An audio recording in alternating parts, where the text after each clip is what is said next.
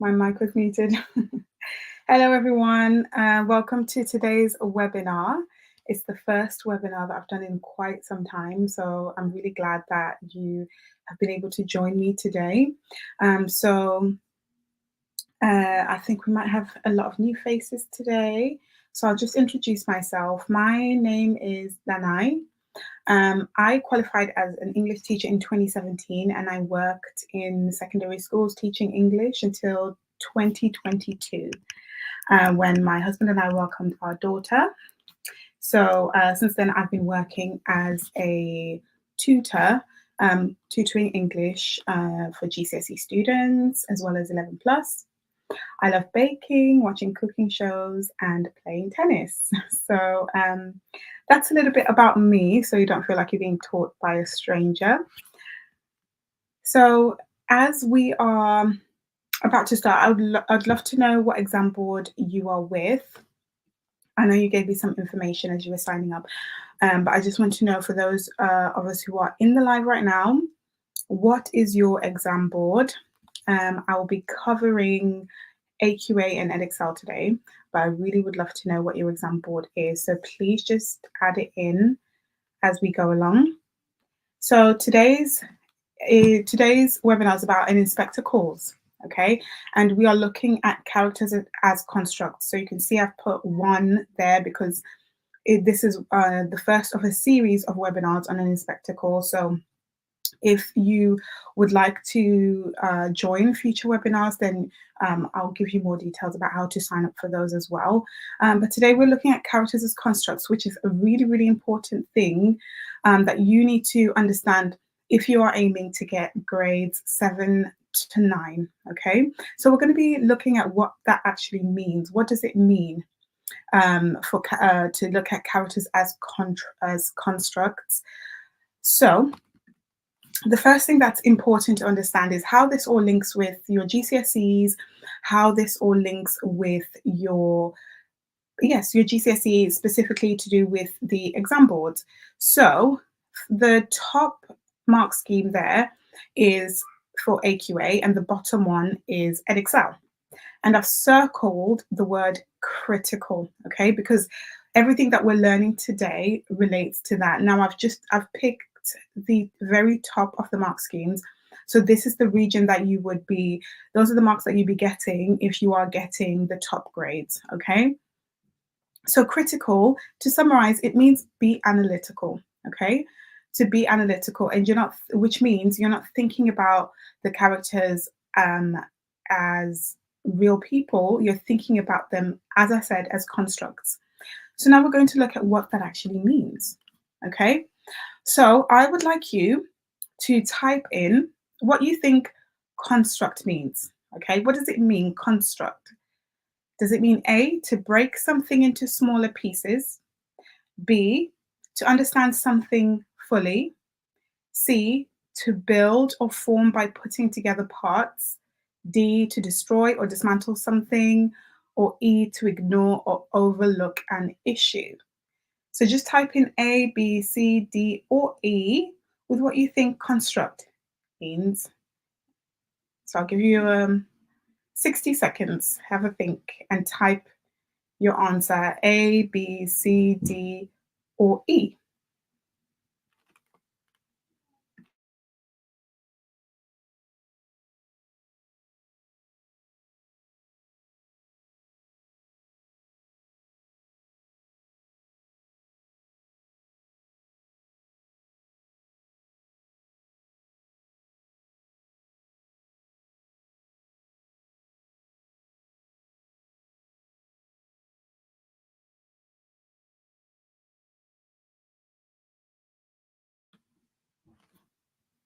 Okay. Okay, C, we've got one answer so far. Okay, thank you.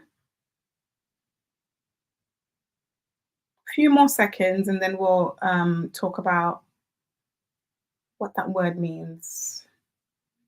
So just type in A, B, C, D, or E. What do you think construct means?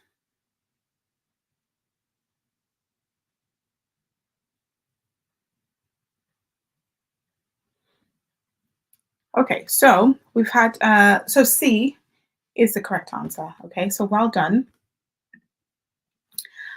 Um, so because construct means to build a form by putting together parts, therefore we can think of characters as something that the writer builds and shapes for a particular purpose. Okay, so when we're talking about thinking about the characters as constructs, we're thinking about them critically as something that was created for a specific purpose. Okay, so now again, we can think about some examples of things people construct, okay? Because I want this idea to be clear in your mind so that you have a clear application for this when you are analyzing a text and specifically characters in an inspector calls. So have a think about some of the things that people might construct, okay? You can type in your thoughts, examples of things that people construct, so you can type in your ideas about that. Again, I'll give this one just 30 seconds. Just have a think. What kinds of things come to mind when you think about things that people construct?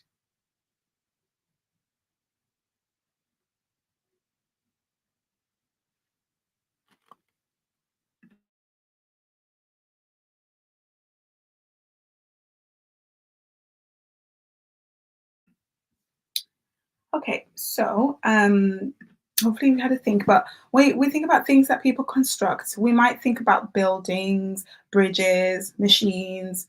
An argument could be something that you construct, art, furniture, software. Okay, and when we think about what all these things have in common, okay, they have in common that they are constructed for a purpose. Okay, so again, what does this have to do with characters in a play?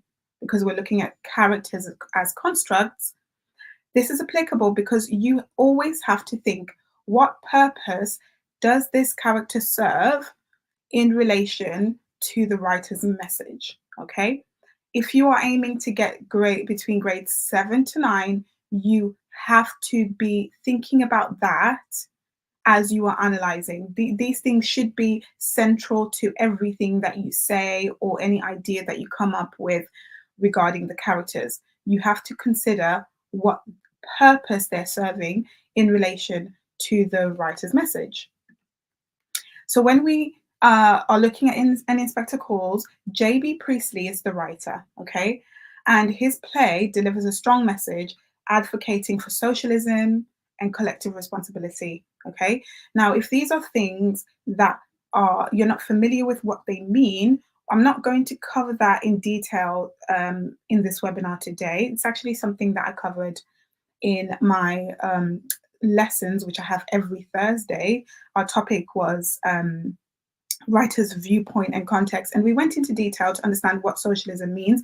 But briefly, socialism is the idea of the government having ownership of businesses and distribution in order that there might be equality. Okay, so it's the idea of a wider body, a bigger body like a government having ownership of the country's finances, businesses for with the goal of equality. Okay, just to summarize that.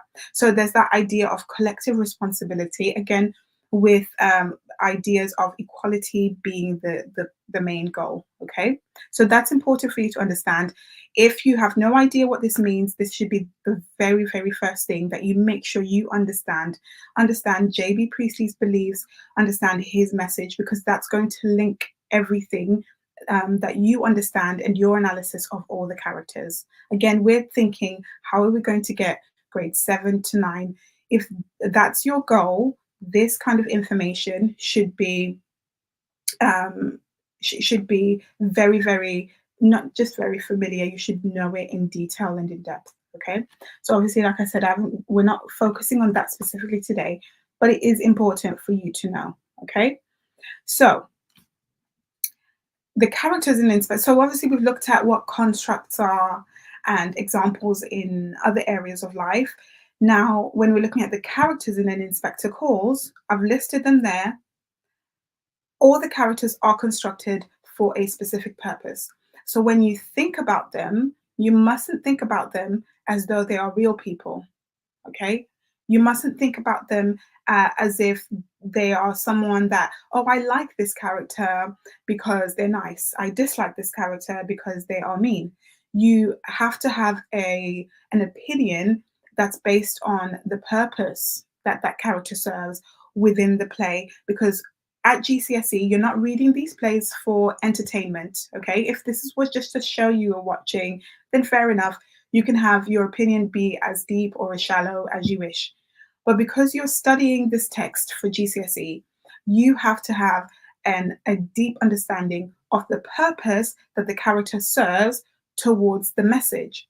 So when we're thinking about each of these characters, we're thinking about the purpose they serve in relation to Priestley's message as he advocates for socialism and collective responsibility. Okay, so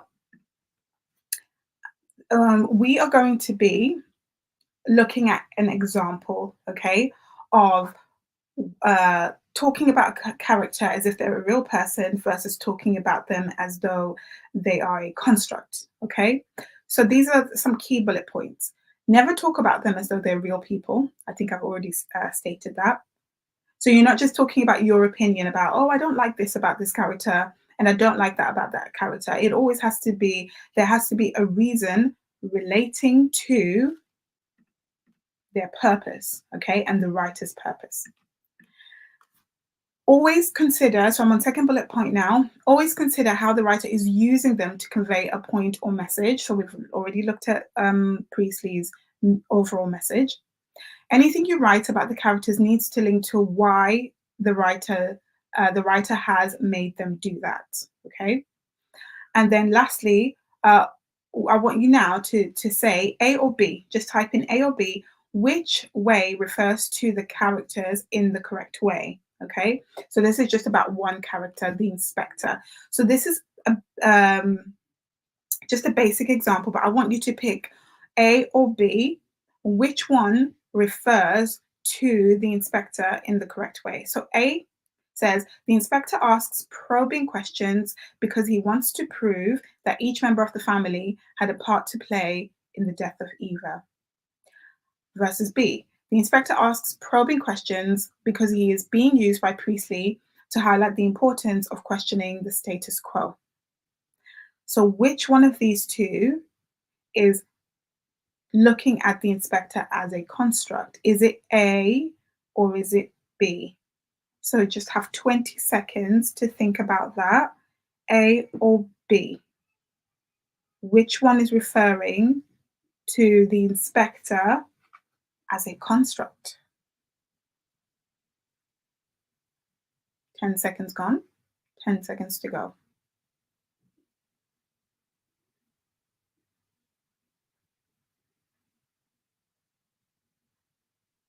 Okay. So the answer is B, okay?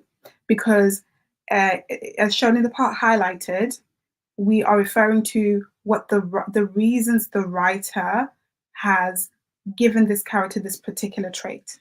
Okay, we're going beyond the surface. So yes, it's important to know and to state what the characters do. Okay, there's nothing wrong with that, but you always have to link it to why the writer has made them do that, because you are thinking about the characters as constructs, as something that was created for a specific purpose, for a specific reason. So whenever you say something about a character, you must always link it with why the character does that. Okay? Because if you don't do that, all you're doing is describing. Okay? All you're doing is describing. And we had a look earlier, we'll go back now, at the mark scheme. Okay, I've got AQA at the top, Edexcel at the bottom. This is both the very, very top bands of the mark scheme. Nowhere in that mark scheme does it want you to describe. Okay, description is not a high level skill. Okay, anyone can describe. You can watch the play and you can describe what happens. You can describe the characters. We want you to analyze. Okay, be analytical. So, oh, thank you. I've just seen your answer there. Be correct. Thank you. Well done. Okay, so Knowing the mark scheme doesn't want you to describe. Okay, therefore you go beyond describing what the character does and link it to why the character's doing that. Okay, so we're going to have a read of the opening stage directions. Okay, and the reason that we're going to do this is we're going to start by picking out what we think might be key details, okay, about the characters. We're then going to focus on one character in specific. We'll be looking at Mr. Burling and using his character to practice our analytical writing. But at the moment, as we read, and this one I'll give you more time to do this, okay, more time to have a think about this. I want you to think about which quotes give us key indicators of the character. So at the moment, we are just getting our heads around the text, understanding what's in front of us, and then we're going to move on to thinking about this critically and analytically. Okay. So it reads Edna the parlour maid is just clearing the table, which has no cloth, of the dessert plates and champagne glasses, etc., and then replacing them with a decanter of port, cigar box, and cigarettes. Port glasses are already on the table. All five are in evening dress for the period of the period. The men in tails and white ties, not dinner jackets. Arthur Burling is a heavy-looking, rather portentous man in his mid-50s, with fairly easy manners, but rather provincial in his speech. His wife is about 50, a rather cold woman, and a husband's social superior. Sheila is a pretty girl in her early 20s, very pleased with life and rather excited. Gerald Croft is an attractive chap, about 30, rather too manly to be a dandy, but very much the well-bred young man about town. Eric is in his early 20s, not quite at ease, half shy, half assertive. At the moment, they all had a good dinner. They have all had a good dinner, are celebrating a special occasion, and are pleased with themselves. So this, as you can see, um, is giving us it's giving us details about each of the main characters, and this is not just to describe them. Okay, that's one element, but it's to describe them for a purpose, to make a particular point. Okay, and as I've already said, Priestley's message is advocating for socialism and collective responsibility. And here we have uh, an opening that introduces us to a wealthy family and goes into some detail, okay, about each of them. And so, what I would like you to do now is to think about what are the key quotes that give us important clues about the main characters, okay? Because we're thinking critically, because we're thinking about them as constructs, what do you think are the key things about the main characters? And again, in the back of your mind, I want you to have Priestley's purpose. Okay, he's advocating socialism and collective responsibility. Just have that at the back of your mind. And then I want you to think about what are some of the things that may give us important clues that relate to the message in these opening stage directions. For this task, I'm going to give you 3 minutes. Okay, so you've got 3 minutes starting now, and then we'll share some answers.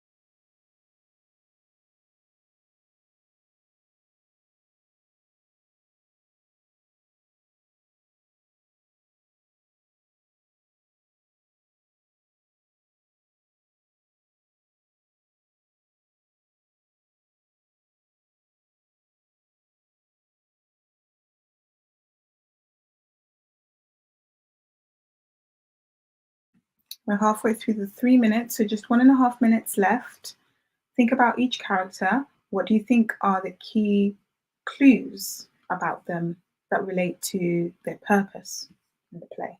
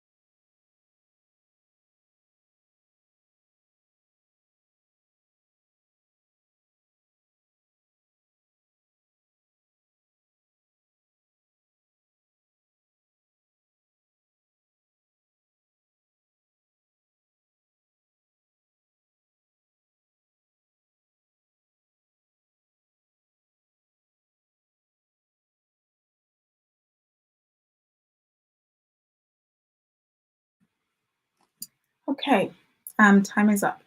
So, some of the things, so feel free to add in your ideas, okay? Um, so you can just type your answers in.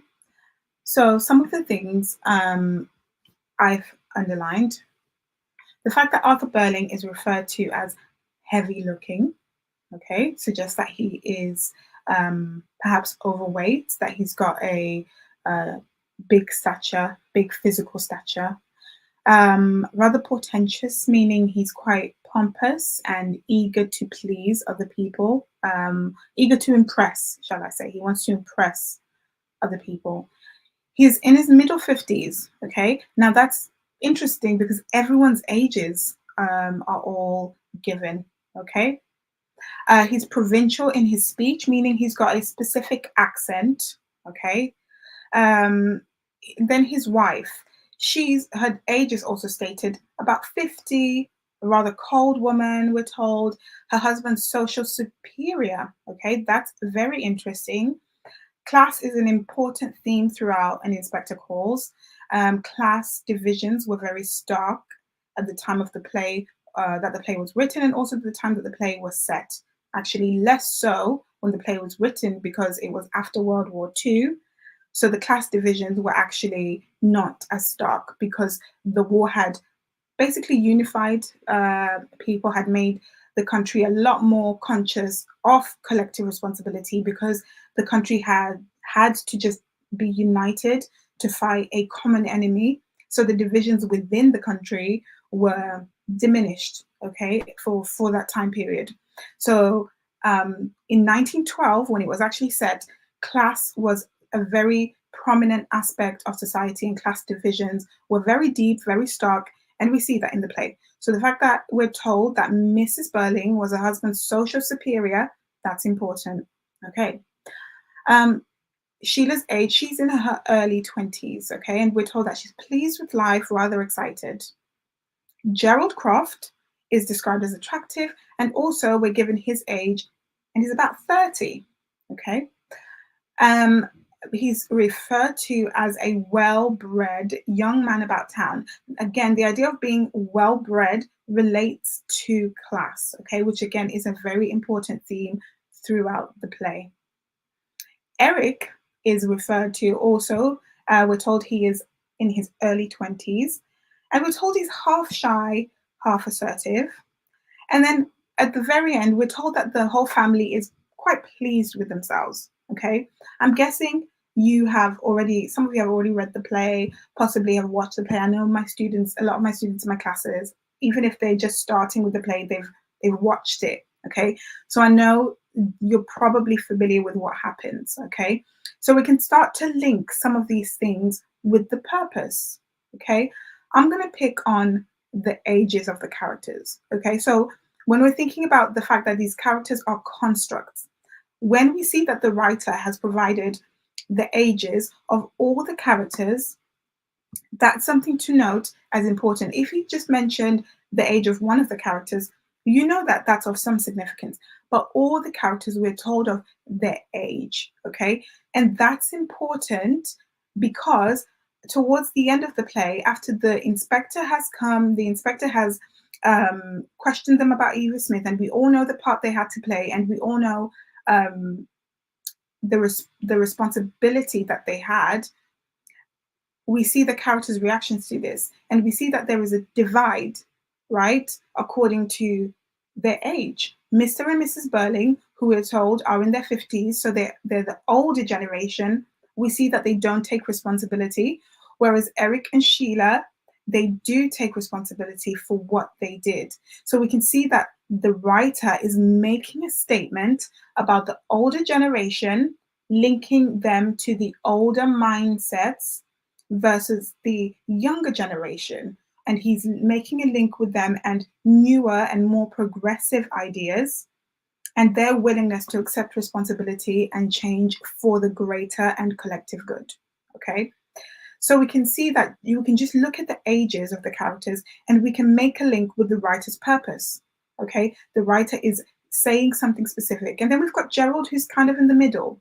Okay. Gerald does take responsibility, but then he's the one who comes back and tries to backpedal and look for a way out by proving that the inspector didn't really exist.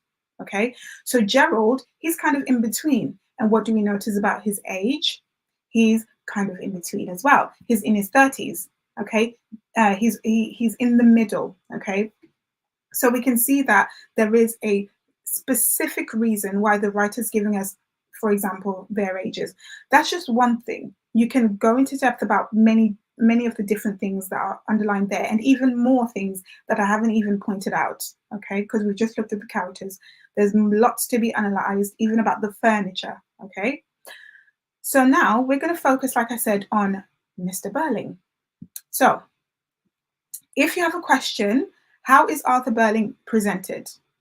So questions like this, they're going to appear all the time in English. It looks like quite a simple question, and the question you might be able to answer in one sentence, okay? But you are being prompted to analyze, okay? Every single time that you are being asked a question in English language, English literature, specifically English language section A, the first section, not when you have to write a story. Certainly every single question you're being asked in English literature is prompting you to analyze, okay? Actually, I'll correct that. Your first questions, if you're in AQA, question 1 is not an analytical question. Edexcel, question 1 and 2, so English language, they're not analytical. But all the longer questions, okay? Questions that are, 6 marks, 12 marks, 18 marks, they're all prompts for analysis, okay? I've written an answer to this question, and I want you to tell me what's wrong with this response. Based on what we've discussed so far about thinking about the characters as constructs, not thinking about them as real people, okay? What's wrong with the response that is at the bottom of the screen in green there? So the quote that I'm using is, Arthur Burling is a heavy-looking, rather portentous man in his middle 50s, with fairly easy manners, but rather provincial in his speech. And the response to the question, how is Arthur Burling presented, is Arthur Burling is presented as overweight, arrogant, and eager to impress. He's also presented as being over 50 with an accent that indicates where he is from. So based on what we've discussed so far, what is wrong with that response? I'm going to give you 2 minutes to have a think. 2 minutes. What's wrong with that response? Please feel free to type in your answers or any questions that you have actually. So yep, 2 minutes starting now.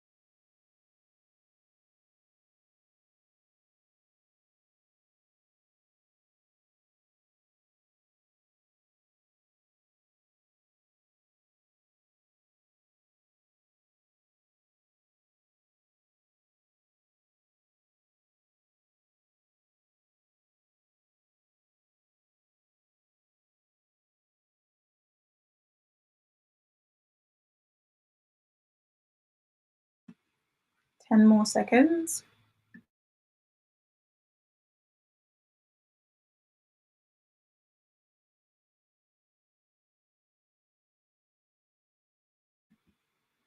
Okay, so again, please feel free to type in your answers about what you think, okay? And also, if you've got any questions about anything that we're talking about today, then do type them in. I'm going to give some time at the end for a Q&A session, basically. So if you've got any questions that come to mind, you can ask them at the end as well. Okay, so the question is, what's wrong with this response? First of all, this response is accurate. Okay, this is what we're told. Okay, but remember what I said before about the mark scheme. You are not being asked to describe. Okay, yes, you have to have an understanding of the information being presented to you, and there is a place to state that information, but you have to go beyond that. Okay, the main issue with this response here is it's simply describing, and it doesn't do anything more than describe.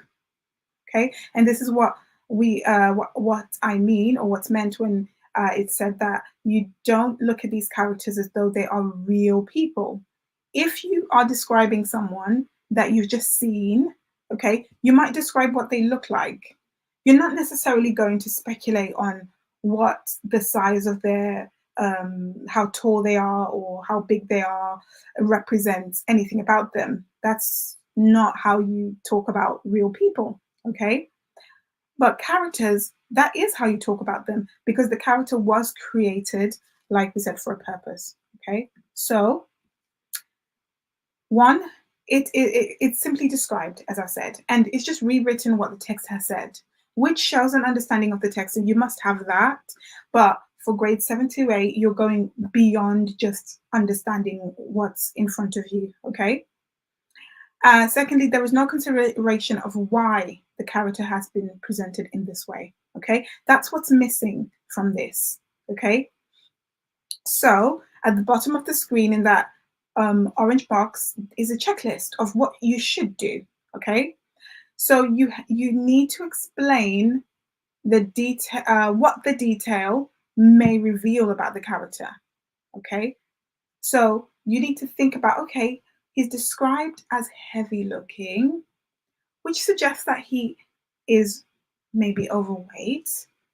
Well, what might that reveal about him as a character? That's what you're supposed to be thinking about and thinking about. Well, why? Why is he choosing to present him like that? Why wasn't Arthur Burling presented as a slim man? Why didn't Priestley create his character to be a slim man in his 40s? Why a heavy looking man in his middle 50s? Okay, those are the questions you should be asking yourself and thinking about. Well, what could that suggest? What could that reveal? Secondly, you need to explain what message Priestley might be attempting to convey through that detail about the character. So now you think about back to the writer's message, okay? Back to the writer's message. And you think about how that specific presentation of that character helps to convey something specific, okay? The other thing that this description does, which I haven't noted, but you'll see when you do have a chance to rewrite this basically, is that I've covered the whole, a very large section of the description, okay? And if you look at Arthur Burling's description, there are several things that are pointed out, okay? That he's heavy looking, that he's pretentious, that he's in his middle 50s, that he's fairly easy with his manners, but rather provincial in his speech. They're quite a few different things, okay? And the description has basically covered all of them, but not gone into any depth with them, okay? And when you're analyzing, you must show a deep understanding, okay? And sometimes that means that you take more time with just one thing, which is exactly what we're going to do now, okay? So we are focusing on just one part Okay, I've whittled the quote down. So we started off with that longer quote that covered many aspects of his character, but we're going to focus on just the first part. Arthur Berling is a heavy looking, sorry, that's kind of cut off. So she'd say heavy looking dot dot dot the rest of the quote. Okay. Yeah, heavy looking dot dot dot man.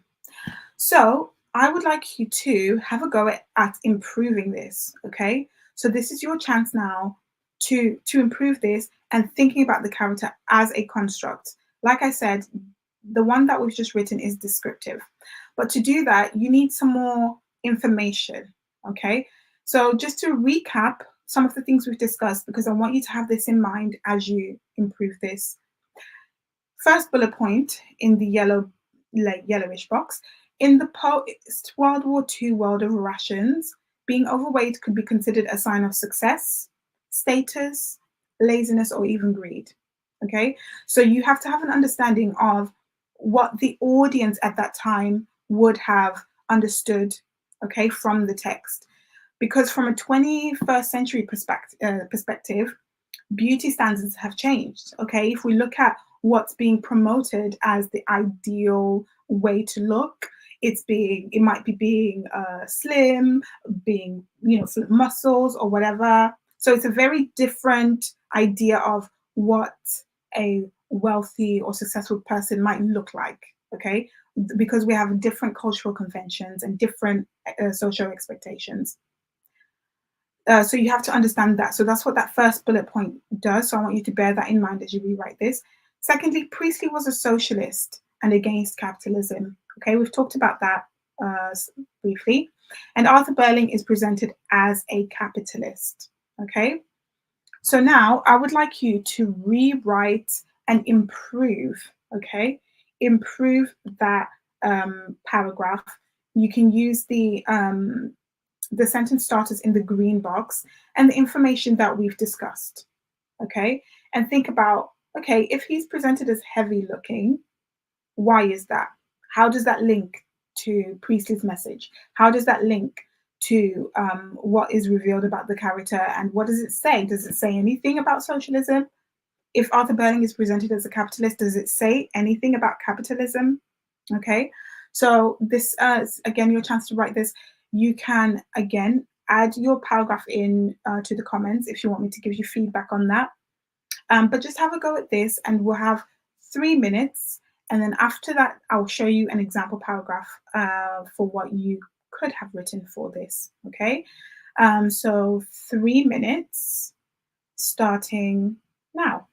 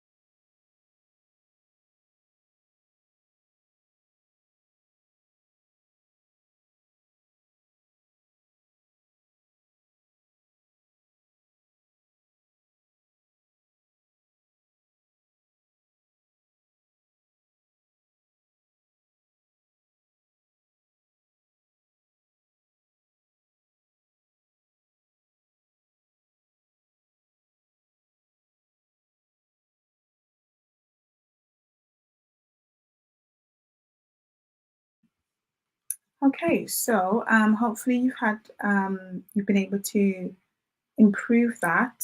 So we'll have a look at what you may have written. It might not be exactly like this. It might be slightly different. If you want feedback on it, feel free to add it. Okay.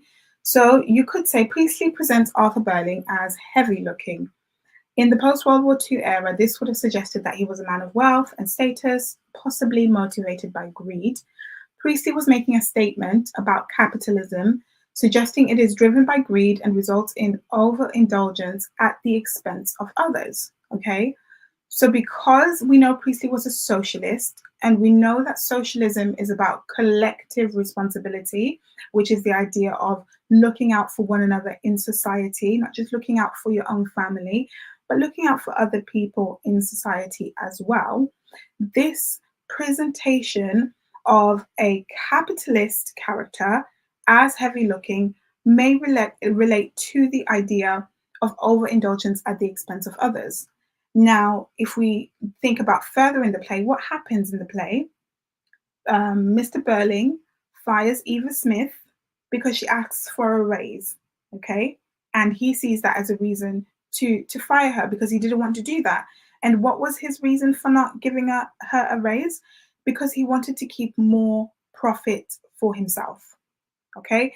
So we can then, this is confirmation, okay? We can see that in the characters, in what he does, okay, in the events that unfold around his character, we can see that this statement is true, that this idea is proven to be consistent in what the character actually does.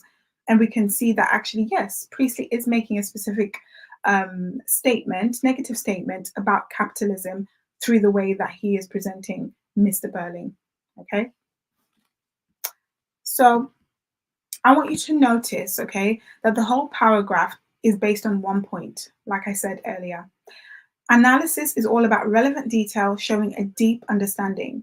So the first response that I want that we looked at, it's not it's not a good response. It's not a very analytical response because it's purely descriptive, and you can see that in that paragraph, there were loads of points, okay?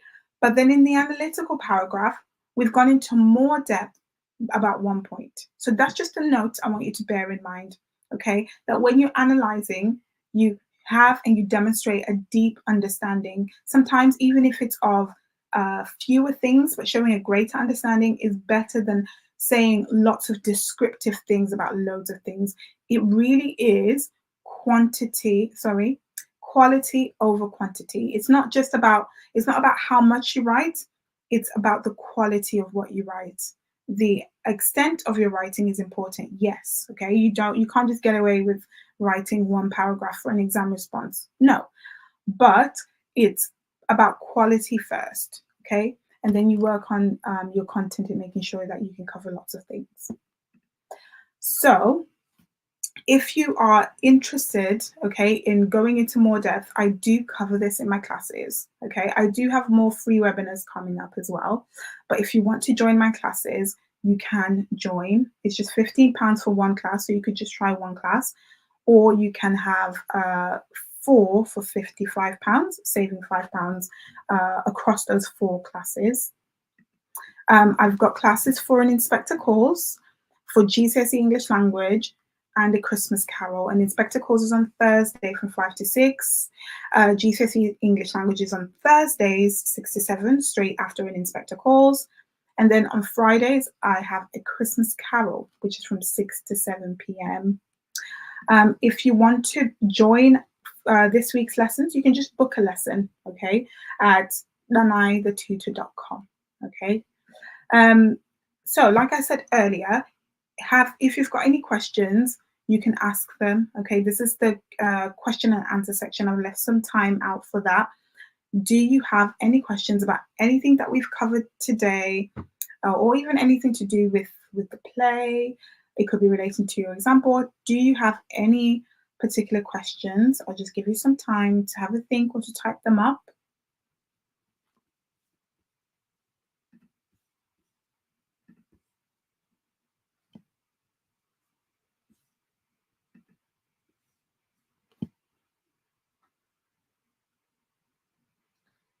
Next week, as I mentioned, I'll be having some more webinars.